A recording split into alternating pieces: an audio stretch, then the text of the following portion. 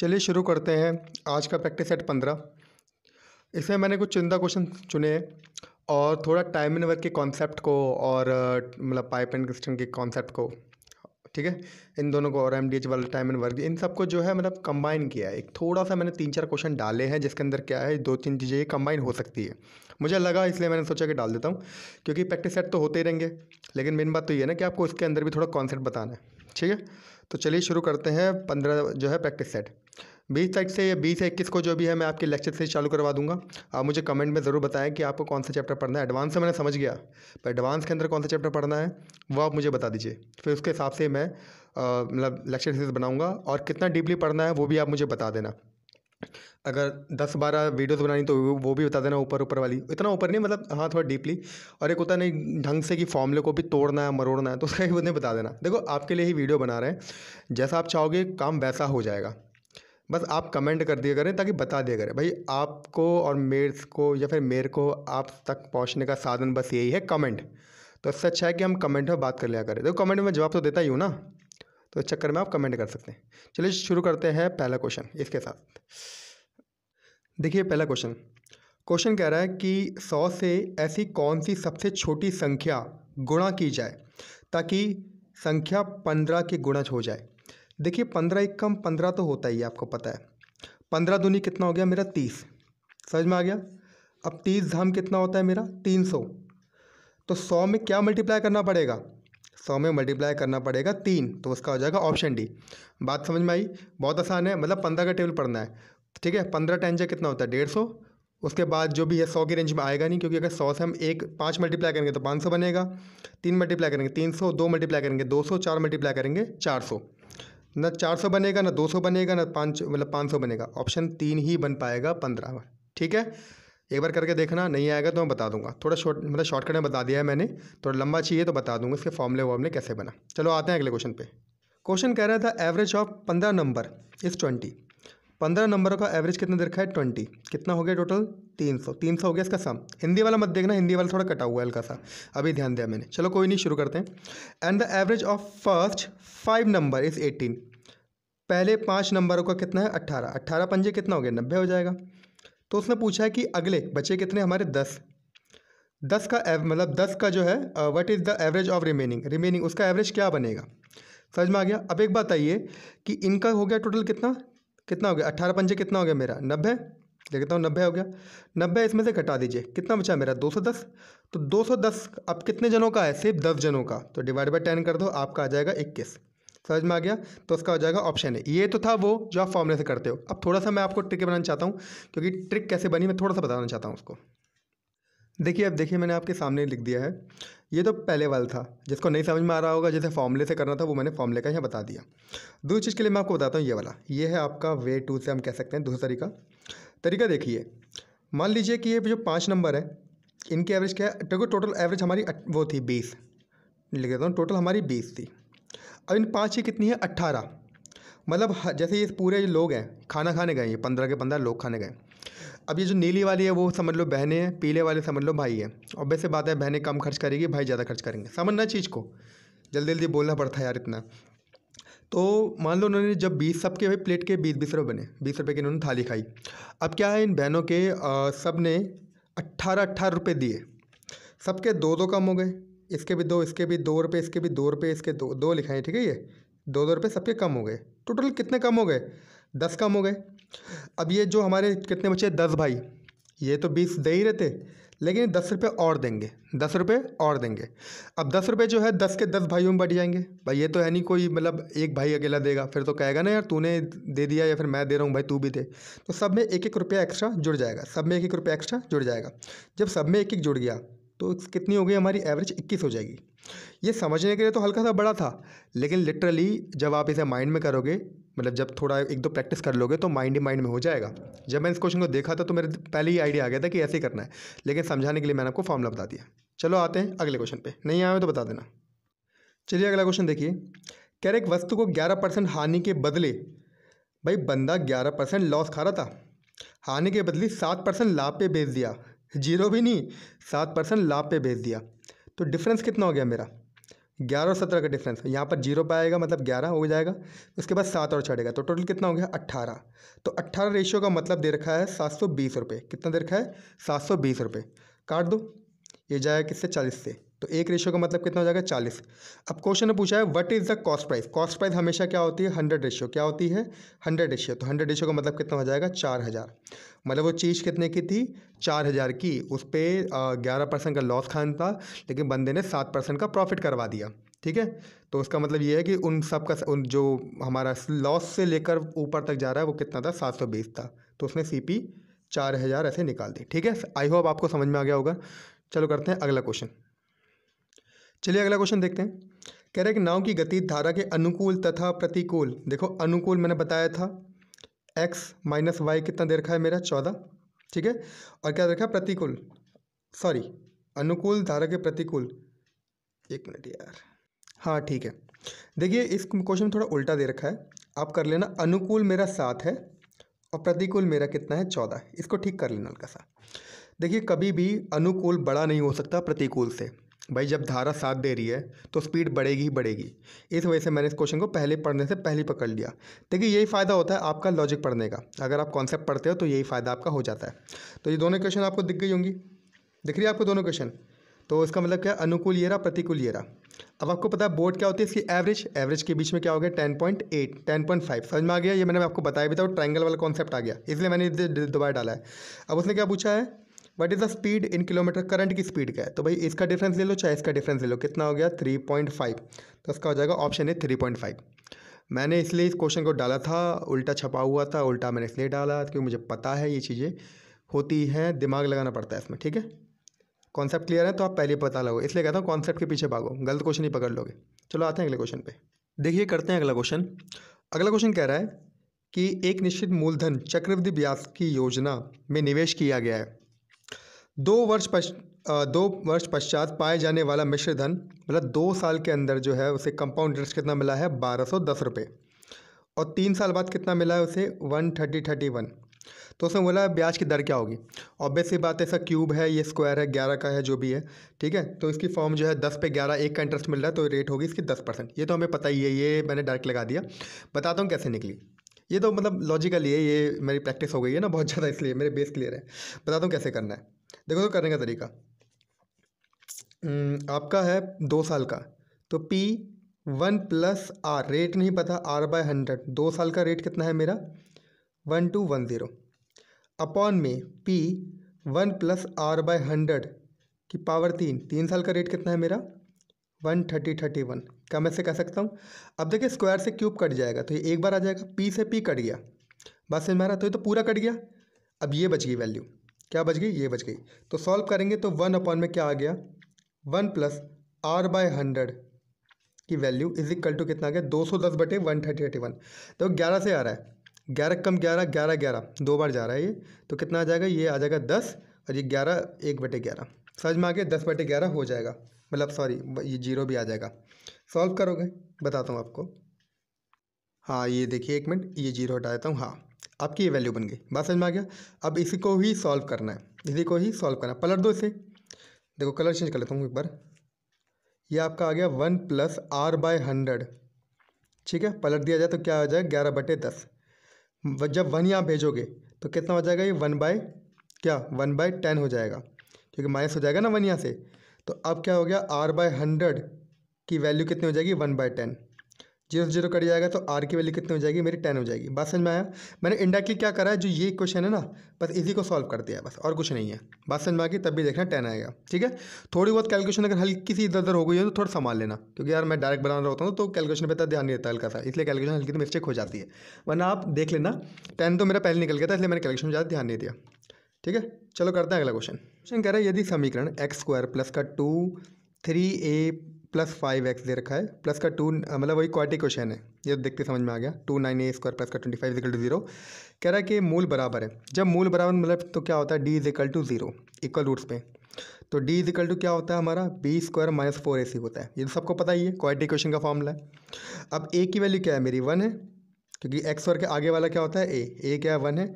b की value क्या दे रखी है, ये जो है पूरा b है, तो सॉल्व करते हैं इसे, 2 3 जा 6a प्लस का 5 2 जा 10, ये आपका b हो गया। सी क्या दे रखा है, अंदर कर देते हैं इसे, ये खाली बचा सी होता है। 9 दूनी कितना होता है 18 ए स्क्वायर, और प्लस का कितना होएगा 50। बात समझ में आ गया। ये आपका हो गया ए बी सी। जब आप इस इक्वेशन के अंदर, सॉरी एक मिनट साफ करता हूँ, कलर चेंज करता हूँ। जब आप इस इक्वेशन के अंदर जैसे डाल दोगे तो आपको ए की वैल्यू क्या मिल जाएगी, ए की वैल्यू मिल जाएगी -5/3। ठीक है, मैं सॉल्व नहीं करवा रहा हूँ, छोटा सा है, इतना तो आप कर ही सकते हो। तो जहाँ ये ऑप्शन है ना, या माइनस डाल देना। समझ में आ गया, कोई दिक्कत तो नहीं है। तो इसका हो जाएगा ऑप्शन डी, माइनस था नहीं इसमें, मैं बता रहा हूँ आपको। बात समझ में आ गई। चलो करते हैं अगला क्वेश्चन, नहीं आया तो बता देना। चलिए आता है अगला क्वेश्चन। ये सिंप्लीफिकेशन क्वेश्चन है। क्वेश्चन जो है आपको दे रखा है, सॉल्व करना है इसे। सॉल्व करते हैं। देखो 3 × 3 और 4, ये हो जाएगा आपका 4/3। डिवाइड है तो पहले डिवाइड का मल्टीप्लाई कर दो। आपको पहले से देखो 5 × 5 6। तो डिवाइड को मल्टीप्लाई करने के लिए क्या होता है, नीचे जो ऊपर होता है वो नीचे आता है, जो नीचे होता है वो ऊपर आता है। तो 5 आ जाएगा ऊपर, 6 आ जाएगा नीचे। समझ में आ गया ये। अब सॉरी ऊपर चले जाएगा, हाँ। अब डिवाइड का डिवाइड रहने दो। अब इस वाली को देखना है, 4/9 माइनस का 2/5। अब ये सिंपल फॉर्म में आपका हो गया। ठीक है, थोड़ा जल्दी जल्दी करवा रहा हूँ मैं, कुछ बच्चों को धीरे लग रहा होगा, ये भी कोई दिक्कत नहीं है भाई, सबके अपने ओपिनियन है। ये आपका 2 से करेंगे, ये 3 से करेंगे। तो ये हो जाएगा 10/9 डिवाइड बाय, सॉल्व करिए, 5 4 × 20। ठीक है, और माइनस का 9 दूनी 18, 9 5 × 45। बात समझ में आ रही है। अब आपको पता है डिवाइड को मल्टीप्लाई करने के लिए हमें इसे पलटना पड़ेगा। तो कितना हो जाएगा 45 डिवाइड बाई 2 और 10/9। ये तो आपका रहा 9 5 × 45, 2 से ये 2 कैंसिल हो गया, मतलब 5 से आ जाएगा। तो आपका ये 5 बच रहा है, ये 5 बचा है, 5 5 × 25, ऑप्शन डी हो जाएगा। ठीक है, सिंपल कैलकुलेशन दी, ऑप्शन डी है इसका आंसर। चलो आते हैं अगले क्वेश्चन। कह रहा है यदि दो संख्याओं का अंतर 4 है, चलो मान लिया x - y मेरा 4 है, तथा उनके वर्गों का अंतर 64 है। x² - y² कितना दे रखा है 64 दे रखा है। तो देखो ये क्या हो गया, a² - b² का फॉर्मूला बन गया। a + b और a - b होता है, मतलब x - y और x + y होता है। तो x - y तो कितना दे रखा है 4, तो 64 डिवाइड बाई 4 हो जाएगा। तो मेरा क्या बचेगा x + y, मतलब a + b का उसका लगा दिया, वही कितना हो जाएगा 16। बात समझ में आ गई। अब ये वही कॉन्सेप्ट है, अगर ध्यान से देखो तो वही कॉन्सेप्ट है। ये अनुकूल हो गया, ये प्रतिकूल हो गया। बात समझ में आया। तो बीच में आ जाएगी बोट, बोट मतलब मेरा x हो जाएगा। तो बीच वाला क्या है, 4 और 16 का डिफरेंस कितना है मेरा 12 का। तो 12 का आधा करेंगे 6 आ गया। अब 6 इसमें से चाहे पीछे ले जाओ चाहे इसके आगे ले जाओ, कितना हो जाएगा 10। और इनके डिफरेंस कितना हो जाएगा y। बात समझ में आ रही है, स्ट्रीम लहर, तो इनका डिफरेंस कितना है 6। तो उसका हो जाएगा ऑप्शन बी। बस ये ट्रिक बताने के लिए मैंने आपको ये क्वेश्चन डाला था, अदरवाइज आपको पता ही है, सिंपल है ये। ठीक है, सॉल्व कर दोगे।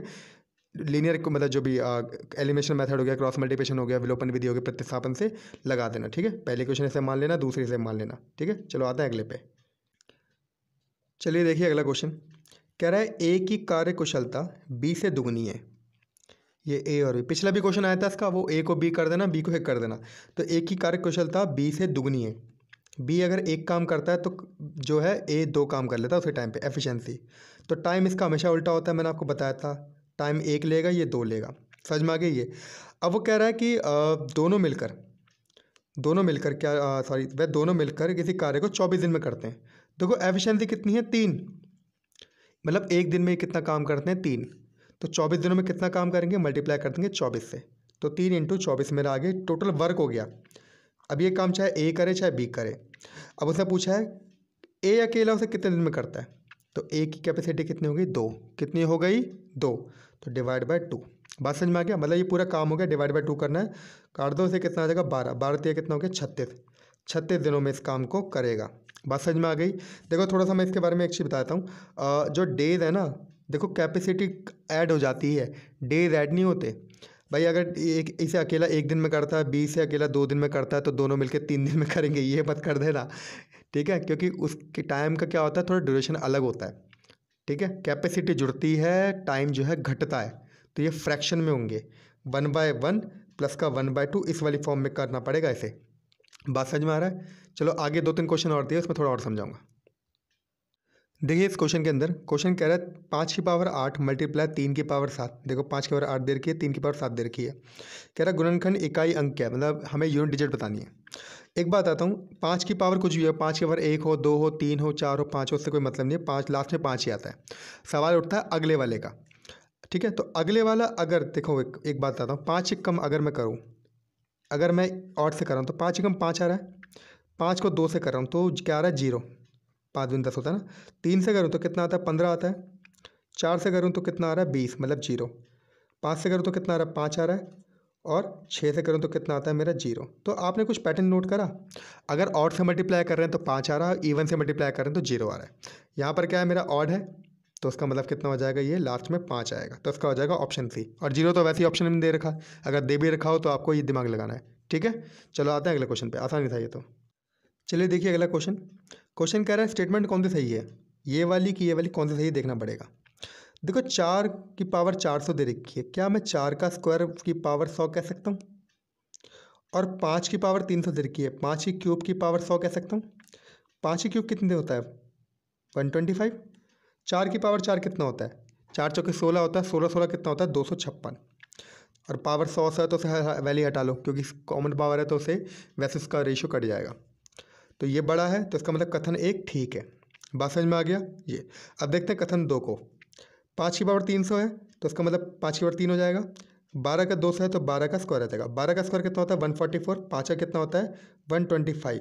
यहाँ पर क्या है उल्टा दे रखा है, ये बड़ा होना चाहिए, तो जहाँ ऑप्शन 2 है वो कट जाएगा, तो बोथ वाला गलत हो गया, ओनली 2 गलत हो गया, तो इसका हो जाएगा ऑप्शन ए, सिर्फ एक ही एकदम सही है। बात समझ में आ रही है। चलो करते हैं अगला क्वेश्चन। एक बात और, इसके अंदर नाइदर वाला का ऑप्शन नहीं था, ऑप्शन डी, तो नाइदर वाला तो वो खुद कर लेना, ऐसा तो हो नहीं सकता एक कथन हो गया, अगर एक कथन हमारा सही है तो नाइदर वाले का तो सवाल ही उठता। ठीक है, आते हैं अगले पे। देखिए अगला क्वेश्चन, ये सिंप्लीफिकेशन का इसलिए मैंने डाल दिया। 199 मल्टीप्लाई 201 की वैल्यू क्या होगी, तो क्या मैं इसे 200 माइनस 1 कह सकता हूँ, और क्या मैं 201 को 200 प्लस 1 कह सकता हूँ। तो ए प्लस बी, ए माइनस बी का फॉर्मूला है, तो ए का स्क्वायर माइनस बी का स्क्वायर 1 का स्क्वायर हो जाएगा। अब 200 का क्या हो जाएगा 4000 आ जाएगा, 4000 मतलब 40,000, माइनस 1 करना है तो इसका क्या बनेगा 39999, जो भी है 3 और 4 बार 9, ऑप्शन सी इसका आंसर है। चलो आते हैं अगले वाले पे, आसान था ये भी। चलिए देखिए इस क्वेश्चन को। क्वेश्चन कह रहा है 2 की पावर 13 मल्टीप्लाई 5 की पावर 10 गुणनखंड अतः कितने शून्य है, मतलब लास्ट में बताना है कि किसके अंदर कितने जीरोज है, शून्य बताना है। तो शून्य किससे बनते हैं 5 और 2 से बनते हैं। अब 5 कितने दे रखे हैं इसमें 10 दे रखे हैं, और 2 कितने दे रखे हैं मेरे 13 दे रखे हैं, तो कम कौन है 5 ही तो है, और 5 कितने दे रखे हैं 10, तो उसी से बन पाएगा ज़ीरो, तो कितने बनेंगे केवल 10 जीरोज बनेंगे। बात समझ में आई, मतलब 2 2 2 2 13 बार लिख दो, और 5 5 5 5 10 बार लिख दो, तो 5 और 2 का कॉम्बिनेशन कितना बनेगा सिर्फ 10 बार ही बन पाएगा, मतलब जीरो कितने मिलेंगे मुझे 10 ही मिलेंगे। बात समझ में आई, आसान था ये तो। चलो आते हैं अगले क्वेश्चन पे। चलिए देखिए अगला क्वेश्चन कह रहा है 2 क्रमागत विषम संख्या, मतलब और नंबर जो दे रखे हैं उनके वर्गों का अंतर दे रखा है 104। देखो चाहे इवन बोले, चाहे वो अगर इवन बोले चाहे ऑड बोले, ध्यान रखना अंतर हमेशा 2 का ही आता है। तो ऑड बोला है इसने, तो पहला अगर मैं x मान लूँ तो दूसरा क्या होगा मेरा x+2, यही बात है। अब ये बड़ा है और ये छोटा है, तो कह रहा है कि अगर इनके वर्गों का अंतर मतलब x+2 स्क्वायर माइनस का x स्क्वायर करेंगे तो अंदर कितना दे रखा है मेरा 104। जब आप इसे सॉल्व करोगे पूरी इक्वेशन को तो a प्लस बी का होल स्क्वायर हो जाएगा। जब इसे पूरा सॉल्व करोगे तो x वैल्यू कितनी आ जाएगी मेरी 25, कितनी आ जाएगी 25। अब उसने बोला क्वेश्चन के अंदर उसने बोला है कि इनका सम कितना है, तो सम क्या दे रखा है यही तो है मेरा सम, कोई दिक्कत नहीं है। तो ये हो गया 25, ये हो गया 25, 25 25 50, और ये 2 कितना हो गया 52, ऑप्शन सी इसका आ जाएगा 52। ठीक है, बीच तो बहुत ही आसान था, तरीके से मैंने करा दिया ऐसे। चलो आते हैं अगले क्वेश्चन पे। चलिए इस क्वेश्चन को देखते हैं। कह रहा है एल किसी कार्य को 72 दिनों में कर सकता है यदि एम की कार्य क्षमता एल से 50% अधिक है। ये हो गया एम, ये हो गया एल। 50% अधिक है मतलब ये 2 है तो ये 3 है इसकी एफिशिएंसी, तो टाइम का रेशियो कितना हो जाएगा 2:3 हो जाएगा, ये वही चीज़ है। अब क्या दे रखा है कि एल जो है इस काम को 72 दिन में कर सकता है, मतलब कहने का मतलब ये है कि 3 रेशियो का मतलब कितना है 72, तो काट देंगे तो 1 रेशियो का मतलब कितना हो जाएगा मेरा 24। समझ में आ गया, हमें निकालना है 2 रेशियो का मतलब, तो कितना हो गया 24 दूनी 48, तो जो एम है वो कितने दिनों में कर देगा 48 दिनों में। देखते हैं क्वेश्चन यही पूछा है क्या, हाँ यही पूछा। और अगर टोटल पूछता तो क्या करते हैं हम बताइए, टोटल कितने दिनों में होता है काम, ये टोटल के लिए फिर अलग कॉन्सेप्ट लगाते हैं हम। ठीक है, ये नहीं करते रेशियो वाला हिसाब किताब, फिर टोटल में क्या करते हैं हम जो इसका टाइम निकला है उसे फिर उससे मल्टीप्लाई करते हैं दोनों की जो ये एफिशिएंसी है, फिर वॉल्यूम निकालते, फिर जिसका देर का उसकी एफिशिएंसी डिवाइड करते। समझ में आ गया, तो अब इसका हो जाएगा, अभी तो फिर इसका हो जाएगा ऑप्शन बी। ठीक है, समझ में आया, ये दोबारा बताऊँ, दोबारा बताना हो तो कमेंट कर देना, बता दूंगा तो थोड़ा बेसिकली बेसिक से मतलब। ठीक है, चलो चलिए करते हैं इस वीडियो का सेकंड लास्ट क्वेश्चन। क्वेश्चन कह रहा है कि पी की कार्य कुशलता क्यू से दुगनी है। पी की कार्य कुशलता क्यू से दुगनी है। अगर ये 1 करता है काम तो ये 2 करता है, ये इसकी एफिशिएंसी है। तो टाइम कितना हो जाएगा, इसका उल्टा हो जाएगा। ये आपका 1 हो जाएगा, ये आपका 2 हो जाएगा। एक्स मान लो, कोई दिक्कत नहीं है। ये आपका टाइम हो गया। कह रहा दोनों मिलके काम 12 दिनों में करते हैं। अब ये मत समझ लेना कि इनको जोड़ दिया जाए कि 3 जो है ये एक काम 1 दिन में करता है, ये 2 दिन में करता है, दोनों मिलके 3 दिन में करते हैं। नहीं, ऐसा नहीं होता। तो दोनों की कार्य क्षमता कितनी देर की है, दोनों मिलके 12 दिनों में करते हैं। तो क्या पूछा है, पी अकेला उसे कितने दिनों में करता है। देखिए मैं आपको एक चीज़ बताता हूँ, पहले देखिए एक फॉर्मूला लिख देता हूँ आपको। देखो एक सेकेंड, कलर चेंज करने में सही रहता है। देखो एक बात है, कैपेसिटी हम किसे कम करते हैं, compare capacity capacity capacity. Capacity का मतलब क्या होता है, वॉल्यूम अपॉन टाइम। वॉल्यूम मतलब कोई काम अपॉन में टाइम, और काम को हम क्या मानते हैं, 1 यूनिट मानते हैं। कोई भी अपने आप में कोई भी काम 1 होता है। भाई 12 ईंट लगानी थी, 12 के 12 दिनों में लगा दी तो पूरा 1 काम हो गया। बात समझ में आ रही है। तो कोई भी 1 काम होता है। तो 1 अपॉन में इसका टाइम कितना था मेरा पी का, एक्स, प्लस 1 अपॉन में इसका टाइम कितना था 2x, और दोनों ने काम करा तो 1 बटे कितने टाइम में कर दिया, 12 दिनों में।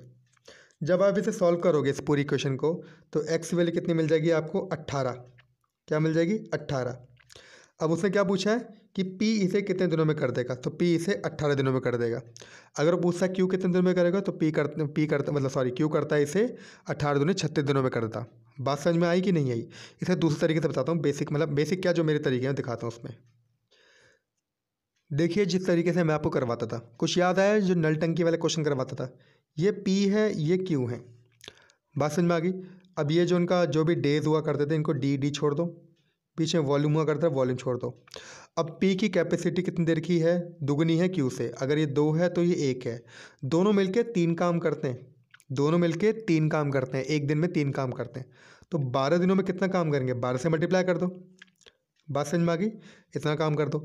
अब उसने बोला कि पी से अकेला करेगा, कितना करेगा भाई, पी को भी तो वही काम करना है 2 की कैपेसिटी से। तो 2 से भाग कर दो, कितना आ जाएगा, 2 1 कम 2, 2 6 12, कितना हो गया मेरा, 18 आ जाएगा। बात समझ में आई कि नहीं आई। ये वही बेसिक है जैसे मैं पाइप एंड क्रिस्टन के क्वेश्चन कराता था, वही चीज़ है ये। ठीक है, चलो देखो जाने से पहले बता देता हूँ थोड़ा सा। क्या करो यार, आज बुरी है, छूटती नहीं है, समझ में आता है, पूरा बता देता हूँ देखो से। ये वही चीज़ है। ये आपका कितना हो गया, 12 3 कितना हो गया, 36। अब ये टोटल आपका वॉल्यूम 36 है। जब इसे डिवाइड करोगे तो कितना करेगा, 36 टाइम पे कर देगा। जब 2 को डिवाइड करोगे 36 से तो कितना कर देगा, ये 18। एक बच्चे कमेंट पे आया था कि ये जो 60/5 जो मैंने पिछला क्वेश्चन कराया था वो कैसे हुआ है, इसलिए मैंने उस बच्चे के लिए बता दिया। अगर वो इस वीडियो को देख रहा होगा तो बेटा डिवाइड करके कराइए। बात समझ में आ गई, डिवाइड करके कराए। चलो आते हैं, इसके बारे में मुझे बहुत सारी चीज़ें बताई थी, बट फिर मैंने कहा यार चलो कॉन्सेप्ट में बताऊंगा। जब मैं आपको चैप्टर पढ़ाऊंगा ना, एक एक चीज़ बताऊंगा। शायद इतनी डीपली बता दूंगा शायद आपको किसी ने बताया ना हो। क्योंकि मैंने इसे 4 5 कॉन्सेप्ट है ना आपके, ये परसेंटेज, प्रॉफिट एंड लॉस, जितने भी रेशियो मिक्सचर दे रखा है, इन सब का बेस एक ही है और ज़्यादा बड़ा नहीं है, सिर्फ 10 मिनट का है। अगर आपका कॉन्सेप्ट क्लियर है तो कराने वाला भी तो होना चाहिए। चलो आते हैं अगले पे। चलिए इस वीडियो का अगली क्वेश्चन देख लीजिए। क्वेश्चन कह रहा है एक समचतुर्भुज दे रखा है, मतलब जो है हमारा रोम्बस दे रखा है, डायगोनल दे रखी है 12 और 20। एरिया क्या होगा, देखो आपको फॉर्मूला तो पता ही है, हाफ इंटू D1 वो पता ही है, लेकिन बना कैसा है थोड़ा देख लो जिसको नहीं पता। देखिए अगर ये एक ट्राइंगल है, ये एक ट्राइंगल है, बात समझ में आ रही है, तो और यह 90 डिग्री है, तो उसका क्या होता है, half into base into height area होता है। हाफ इंटू बेस क्या है इसका, D1 मान लो, ये D1, ठीक है। और हाइट क्या है इसकी, ये क्या है, D/2 है, D2/2। भाई ये पूरा D2 है तो उसका आधा ही तो है, तो क्या हो जाएगा D2/2। बात समझ में आ रही है। इसी प्रकार से नीचे वाले का भी यही निकलेगा, तो इसी को मल्टीप्लाई बाय 2 कर दो, कोई दिक्कत तो नहीं है।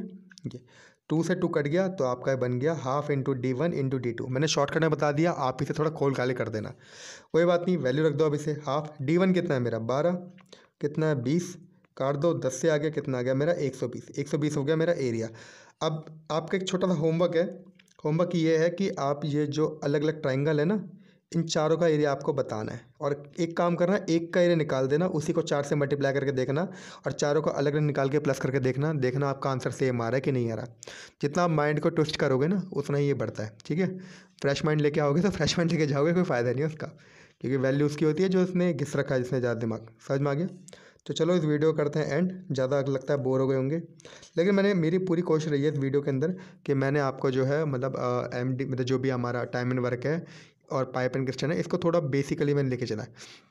एग्ज़ाम पैटर्न में जब आप बैठोगे, एग्ज़ाम की सीट पर बैठोगे तो थोड़ी दिक्कत होती है, तो मेरी पूरी कोशिश रहेगी कि आपको ये पूरा क्लियर करा दूँ। बाकी मेरी लेक्चर सीरीज़ आएगी तो मैं इसमें कोशिश करूँगा कि पूरा बताऊँ। आप बस मुझे कमेंट करके थोड़ा प्रोत्साहन दे, मतलब क्या कहते हैं उसे, मोटिवेट कर देना। प्रोत्साहन कहते हैं हिंदी में, बोला नहीं जा रहा, मोटिवेट कर देना, बता देना कि इसे लंबा खींचना है कि नहीं खींचना। लंबा मतलब डिटेल में बनाना है कि नहीं बनाना, आपके लिए ही बना रहे हैं तो आप बता देना मुझे, ठीक है। चलो till then, bye bye, take care, मेहनत करते रहिए, प्रैक्टिस करते होगी चालू। चलो मिलते हैं अगली वीडियो में, बाय।